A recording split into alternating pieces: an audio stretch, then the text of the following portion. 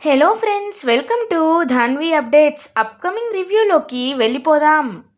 Kaushiki and Sudhakar ఇంటికి reach అయిన తర్వాత జగదాత్రి వాళ్ళు ఎక్కడికి వెళ్ళారో తెలియదని, శ్రీవల్లిని మాత్రం పాపారాయుడు తీసుకు వెళ్ళిపోయాడు అని వైజయంతి నిషికా వాళ్ళు చెప్పేసరికి ఒక్కసారిగా కౌశికి షాక్ అయిపోతుంది. ఇదేంటి, అలా ఎలా జరుగుతుంది, అయినా శ్రీవల్లి ఎలా వెళ్తుంది అని సుధాకర్ అడగగానే ఎలా వెళ్తుందంటే నాకేం తెలుసు, మా అన్నయ్యతో బాగానే ఎల్లుండదే అని చెప్పి దబాయిచ్చేస్తారు వైజయంతి నిషిక. కానీ కరెక్ట్గా అదే టైంలో కీర్తి పాప ఒక సాక్ష్యాన్ని తీసుకొస్తుంది. ఆదిలక్ష్మి కింద పడిపోవడానికి కారణం క్లియర్గా నిషిక తోసేయడమే అనే ఒక వీడియో క్లిప్ అనేది చూపించేసరికి వెంటనే కౌశికి వచ్చి నిషిక నిలదీస్తుంది. మా అత్తయ్య చెప్తే నేను నమ్మలేదు నిషిక, కానీ ఇప్పుడు అర్థమైంది. నా దగ్గర వీడియో ప్రూఫ్ కూడా ఉంది. నువ్వు కావాలనే ఆదిలక్ష్మి అత్తయ్య గారిని తోసేశావు, ఎందుకు ఇలా చేశావు అనేసరికి ఆదిలక్ష్మి అప్పుడే వచ్చి చూసావా చూసావా, నేను చెప్పాను కదా కౌశికి, వీళ్ళు నన్ను ప్రాణాలతో ఉండాలనుకోవట్లేదు, చంపేయాలనుకుంటున్నారు, అందుకే నన్ను తోసేశారు అని చెప్పనేసరికి నిషి సారీ చెప్పు అని గట్టిగా కమాండ్ చేస్తుంది కౌశికి. ఇంకా నిషిక తప్పు కాబట్టి అక్కడ రెడ్ హ్యాండెడ్గా నిషిక క్యాప్చర్ అయిపోయింది కాబట్టి సారీ ఆదిలక్ష్మి పిన్ని గారు అని చెప్పేసి అక్కడి నుండి వెళ్ళిపోతుంది కోపంగా. ఇంకా అలా యువరాజ్ అండ్ వైజయంతి కూడా తన వెనకాలే వెళ్తారు. అమ్మే నన్ను క్షమించు, నేను ఇది మన ముగ్గురం కలిసి వేసిన ప్లాన్ అని చెప్పకుండా కేవలం నీ ప్లాన్ అనే చెప్పుండాను, కానీ ఇక్కడ ఇంకా కొన్ని విషయాలు మనం తెలుసుకోవాలి. ఇప్పుడు అన్నొచ్చే టైం అయింది, శ్రీవల్లి విషయంలోనే మనం ఇదంతా చేసాం అనే ఆలోచన ఎవ్వరికి రాకూడదు. అలా అంటే శ్రీవల్లి కోసం ఇదంతా చేసామనే విషయం ఎవరికి తెలియకూడదు, అందుకే నీపై ప్రజెంట్ ఈ నిందని నెట్టేశానని చెప్పి వైజయంతి అంటుంది. ఇంక వెంటనే నిషిక అయితే అలా కోపంతో రగిలిపోతూ ఉంటుంది. కరెక్ట్గా అదే టైంకి పాపారాయుడు వచ్చే గ్యాప్లోనే జగదాత్రి కేదార్ శ్రీవల్లిని ఇంటికి తీసుకొని వస్తారు. ఇంక శ్రీవల్లి వెంటనే పాపం కౌశికి వచ్చి శ్రీవల్లి నీకు ఇప్పుడు ఎలా ఉంది అని చెప్పి అడుగుతుంది. పర్లేదు వదిన, ఇప్పుడు నాకు బాగానే ఉందక్క అని అంటుంది. అయినా నువ్వు ఆ దుర్మార్గుడిని నమ్మి ఎలా వెళ్ళావమ్మా అని అడుగుతారు. పాపం తనైతే సుధాకర్ అయితే నాన్న నేను వెళ్ళలేదు నాన్న, నన్ను బలవంతంగా తీసుకువెళ్ళారు నాన్న అని చెప్తుంది. పాపం అలా చెప్పేసరికి ఏమి మాట్లాడకుండా సైలెంట్గా అయితే ఉంటారనమాట. సుధాకర్ కోపంగా చూస్తూ ఉంటారు తన వైపు, వైజయంతి వైపు. ఏంటి బో, ఎందుకు అలా చూస్తున్నావు, నేను ఏం తప్పు మాట్లాడానని చెప్పి వెళ్ళేటప్పుడు బాగానే వెళ్ళుండది, మధ్యలో ఏదో జరిగితే నేనేం చేయను అని అంటుంది తనైతే. ఇంకా వెంటనే అలా చూస్తూ సుధాకర్ చూడు, ఇంకొకసారి మేము లేకుండా ఒక్కవేళ శ్రీవల్లిని తీసుకెళ్ళడానికి మీ అన్న వస్తే మాత్రం నేను పోలీస్ కంప్లైంట్ ఇస్తాను, గుర్తు పెట్టుకో అని చెప్పి చాలా అంటే చాలా గట్టిగా చెప్తారు. ఇంకా వైజయంతి అయితే వణికిపోతూ ఉంటుంది. సరే, ఇంకా ఎవరికి తెలియకుండా కాస్త పక్కగానే ప్లాన్ చేయాలే అని చెప్పి అనుకుంటూ అక్కడి నుండి వెళ్ళిపోతుంది వైజయంతి. ఇంకా పాపారాయుడైతే శ్రీవల్లి ఇంటికి వెళ్ళిపోయి ఉండేది. ఇప్పుడు గనక నేను వెళ్తే వాళ్ళందరూ ఖచ్చితంగా నన్ను బాగా తిడతారు, కాబట్టి ఇప్పుడు వెళ్ళకూడదని చెప్పి ఇంకా చాలా గట్టిగా అంటే చాలా గట్టిగా ఫిక్స్ అయిపోయి అక్కడి నుండి ఎస్కేప్ అయిపోతాడనమాట పాపారాయుడు. ఇది ఇలా ఉండగా మార్నింగ్ అవుతుంది. జగదాత్రి వంట చేస్తూ ఉంటే అప్పుడే ఇంకా ఈ నిషిక బ్లాక్ కాఫీ అని అడుగుతుంది. ఇస్తున్నాను నిషి అని అంటుంది. ఇటువైపు ఆదిలక్ష్మి ఏమ్మాయి నాకు ఉప్మా చేయమని చేసావంటే చేస్తున్నాను పిన్ని గారు అంటుంది. ఇంకొక వైపు వైజయంతి ఏమో నాకు రాగిజావ చెయ్యమ్మి అని అంటుంది. ముగ్గురు 3 పనులు ఒకేసారి ప్యారలల్గా చెప్తూ ఉంటే ఇంకా తనకైతే చాలా స్ట్రెస్గా అనిపిస్తుంది జగదాత్రికి. ఇంకా వెంటనే హాఫ్ బాయిల్డ్ హాఫ్ బేక్డ్ తీసుకొచ్చి ముగ్గురి ముందు పెట్టి, ఇదిగో కోల్డ్ వాటర్తో బ్లాక్ కాఫీ, ఇదిగోండి సగం ఉడికిన ఉప్మా, ఇదిగోండి రాగిజావా తాగడం కాదు డైరెక్ట్గా తినేయండి. ఇలా నన్ను తొందర పెడుతూ ఉంటే నేను ఏ పనిని ముందు చేయాలి, పోనీ ఒక్కరైనా ఆగుతారా, వాళ్ళకి ఇచ్చావు నాకు ఇవ్వలేదు అని మళ్ళీ నా పైన అరుస్తారు అని చెప్పి అంటారు. అది విని చాలా అంటే చాలా బాధేస్తుంది పాపం కేదార్కి. నా భార్య ఇంత కష్టపడుతుంటే వీళ్ళందరూ ఏమో ఇంత ప్రశాంతంగా ఉంటారు, ఇప్పుడు నేను ఏదో ఒకటి చేయాలని చెప్పి చాలా అంటే చాలా గట్టిగా ఫిక్స్ అయ్యి కావాలనే జగదాత్రి శారీపై ఇంకా కాలు పెడతాడనమాట. ఒక్కసారిగా జగదాత్రి స్లిప్ అయి కింద పడిపోబోతుంటే వెంటనే జగదాత్రిని పట్టుకొని, అయ్యో జగదాత్రి కళ్ళు తిరిగి పడిపోయావా పడిపోయావా అని చెప్పి జగదాత్రి దగ్గరికి వెళ్ళి, దాత్రి నేను చెప్పేంత వరకు నువ్వు స్పృహ కోల్పోయావు సరేనా అని అంటారు. ఎందుకు కేదార్, నేను చెప్తున్నాను కదా నువ్వు నటించు అని అంటారు. అయ్యో దాత్రి దాత్రి అని చెప్పి చాలా బాధపడుతూ ఉంటాడు కేదార్. కేదార్ ఏమైంది అని అడుగుతుంది కౌశికి. వీళ్ళందరూ కలిసి చాలా పనులు చెప్తున్నారు, అందుకే పాపం కింద పడిపోయింది, కళ్ళు తిరిగి పడిపోయింది అని అనేసరికి ఇంకా వెంటనే అలా పాపం ఆలోచనలో పడుతుంది కౌశికి. ఇంట్లో ముగ్గురున్నారు, కనీసం ఒక్క పని కూడా చేయటం లేదు.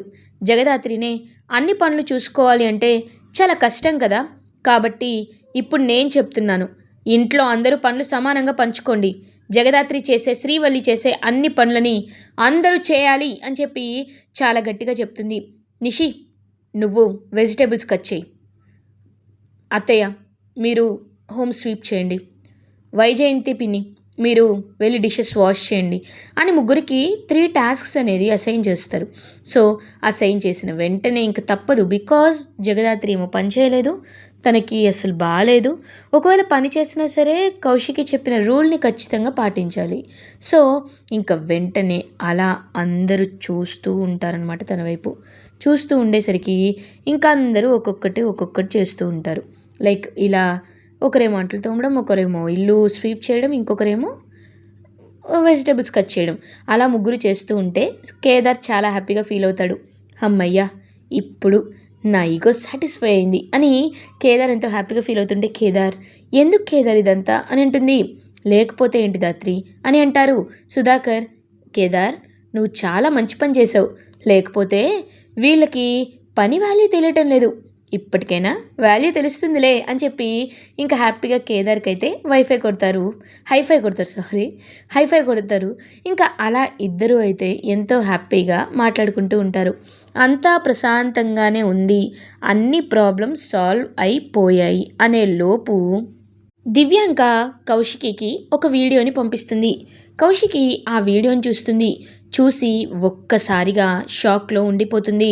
వెంటనే దివ్యాంక కౌశికికి కాల్ చేసి, ఏంటి కౌశికి ఆ వీడియో చూసావా అని అడుగుతుంది. ఎందుకు ఇదంతా చేస్తున్నావు అని అడుగుతారు.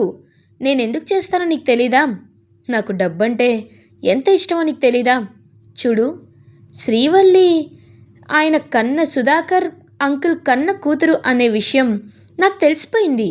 ఇంకా మీరు ఎక్కువ రోజులు ఈ నిజాన్ని బయట దాచలేరు. ఎన్ని ప్రయత్నాలు చేసావు, నన్ను ఎన్నిసార్లు ఓడించావు, ఇప్పుడు నీ జుట్టు నీ కుటుంబ పరువు నా చేతిలో ఉంది కౌశికి, ఇప్పుడు నువ్వు నన్ను ఏమీ చేయలేవు అని అంటారు. అది కాదు, నేను చెప్పేది ఒకసారి విను అని అంటారు. నువ్వెన్ని చెప్పినా ఈ విషయంలో నేను వినను కౌశికి, ఎందుకంటే ఇది నాకు ద మోస్ట్ వైరల్ న్యూస్. ఈ న్యూస్ ఒక్కసారి బయటకు వచ్చిందంటే నీ టీఆర్పీ, నీ రెప్యుటేషన్ అంతా అలా పడిపోతుంది, మా రెప్యుటేషన్ అలా రైజ్ అవుతుంది. నాకు కావాల్సింది మా రెప్యుటేషనే కదా. సో అపోనెంట్ టీం పడిపోవాలి అంటే we have to plan the better. So I got better then that, so you can't stop me అని అంటారు. కానీ నువ్వు ఎందుకు ఇదంతా చేస్తున్నావు, నీకేం కావాలి అని అడుగుతారు. ఏం కావాలన్నా ఇస్తావా, నిజంగా ఇస్తావా, సరే నీకు వచ్చే కాంట్రాక్ట్స్ అన్నీ నాకు కావాలి, నువ్వు చేయబోయే పెద్ద పెద్ద డీల్స్ అన్నిటికీ నేను పార్ట్నర్గా 50-50 ఉండాలి, అప్పుడు మాత్రమే నేను ఈ నిజాన్ని దాచిపెట్టగలను కౌశికి, లేకపోతే నేను ఈ నిజాన్ని దాచిపెట్టలేను అని కావాలని బ్లాక్మెయిల్ చేస్తూ ఉంటుంది దివ్యాంక. ఇంకా కౌశికి పాపం ఆలోచనలో పడుతుంది, ఏం చేయాలి ఇప్పుడు, ఈ వీడియోని ఎలా మనం బయటకు తీసుకురావాలి, ఆ వీడియో దొరకకుండా ఉండాలి అంటే ఏం చేయాలి అని చెప్పి పాపం చాలా అంటే చాలా కంగారు పడుతూ ఉంటుంది కౌశికి. అప్పుడే ఇంక జగదాత్రి కేదార్ ఈ విషయం తెలుసుకుంటారు. వదిన ఏమైంది, ఎందుకంత కంగారు పడుతున్నారు అంటే ఇంక పాపం సైలెంట్గా ఉంటుంది కౌశికి. వదిన మాకేదైనా హెల్ప్ చేయాలి అని మేము అనుకుంటే చేస్తాం వదిన అని అంటారు. మీరెందుకు చేస్తారు, మీకు ఇది అనుకూలించే పనే కదో అని అంటుంది వైజయంతి. ఏం మాట్లాడుతున్నారు అత్తయ్య, నాకేం అర్థం కావట్లేదు అని అంటుంది జగదాత్రి. ఆ దివ్యాంకని మీరే కదా మా మా మావయ్యని ఫాలో అవ్వమని చెప్పింది అని అంటారు. ఏంటి దివ్యాంకనా? తన్ని మేమెందుకు ఫాలో అవ్వమంటాం అని అంటారు. లేకపోతే ఆ దివ్యాంక అక్కడ ఉండడం ఏంటి? కరెక్ట్గా మా మామ మాట్లాడిన మాటల్ని తను వీడియో రికార్డ్ చేసుకోవడం ఏంటి? ఇదంతా చూస్తుంటే మీరే కావాలనే చేశారని చాలా క్లియర్గా అర్థమవుతుంది. ఇంకా మీరు కావాలని మేనేజ్ చేసుకోవద్దు అని అంటారు. అసలు దేని గురించి మాట్లాడుతున్నావు యువరాజ్? నువ్వు మాట్లాడే దాంట్లో నీకైనా కనీసం క్లారిటీ ఉందా? ఏ విషయం గురించో మాకేమీ అర్థం కావటం లేదు అని అంటుంది జగదాత్రి. అర్థం కావట్లేదా? ఆ దివ్యాంక అక్కకి ఫోన్ చేసి అక్కనే బెదిరిస్తుంది. మా నాన్నకి పుట్టిన శ్రీవల్లి అని అందరి ముందు చెప్తుంది అనేసరికి ఒక్కసారిగా ఇంకా అలా షాక్లో ఉండిపోతారు జగదాత్రి అండ్ కేదార్. ఇంకా సుధాకర్ ఏమో ఇది వైజయంతికి పుట్టిన పాప కదా శ్రీవల్లి, మరి ఇప్పుడు నా కూతురు అనే ఒక రూమర్ ఎందుకు వచ్చింది?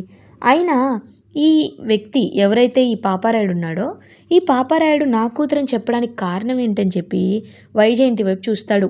వైజయంతితో, ఏయ్ నేను నిన్ను అబద్ధం అడగట్లేదు, నిజం చెప్పమని అడుగుతున్నాను. నాకు నిజం కావాలి, నిజం మాత్రమే కావాలి. నిజం చెప్తావా చెప్పవా అని అడుగుతారు. బొబ్బొబ్బో ఏ విషయం గురించి నువ్వు అడుగుతున్నది అని అంటారు. శ్రీవల్లి ఎవరు? శ్రీవల్లి ఎవరు? ఈ ఇంటి నుండి శ్రీవల్లిని ఎందుకు దూరం చేయాలనుకుంటున్నావు? చెప్పు చెప్పు అని చాలా గట్టిగా అడుగుతారు. ఇంకా వణికిపోతూ ఉంటుందన్నమాట వైజయంతి. నువ్వు ఇలా అడిగితే చెప్పవు, ఇప్పుడే పోలీస్ స్టేషన్కి కాల్ చేసి నీపై కేసు ఫైల్ చేపిస్తాను, కావాలని అబద్ధం ఆడుతుందని చెప్తాను అని చెప్పనేసరికి, అబ్బో వద్దు, మన ఇంటి పరువు నీ చేతులతో నువ్వే తీయద్దు. పరువు తీయడం గురించి నువ్వు మాట్లాడద్దు, కానీ నాకు నిజం కావాలి. ఎవరు శ్రీవల్లి ఎవరు అని చాలా గట్టిగా అడిగేసరికి ఇంకా అలా చెప్పడం స్టార్ట్ చేసి శ్రీవల్లి నీ కన్న కూతురు అని చెప్పేసరికి ఒక్కసారిగా అలా ఇంకా షాక్లో ఉండిపోతాడనమాట సుధాకర్. అంటే శ్రీవల్లి నిజంగా నా కన్న కూతురా అని తెలుసుకొని ఎంతో హ్యాపీగా, ఒకవైపు వీళ్ళపై కోపంగా, ఇంకా అలా అభిమానంగా శ్రీవల్లి వైపు చూస్తూ ఉండిపోతారు సుధాకర్. ఇలా ఎపిసోడ్ ఎండ్ అవుతుంది. ఫర్దర్ ఎపిసోడ్ రివ్యూస్ ముందుగా మీకు కావాలి అనుకుంటే మా ఛానల్ని సబ్స్క్రైబ్ చేసుకోండి. Thanks for watching.